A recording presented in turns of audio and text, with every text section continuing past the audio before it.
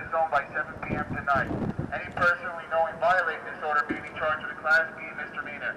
For further information or assistance in evacuating, please call 311.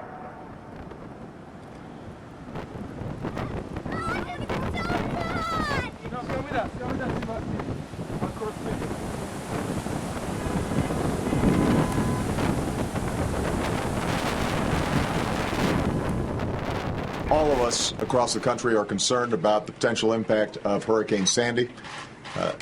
This is a serious and big storm.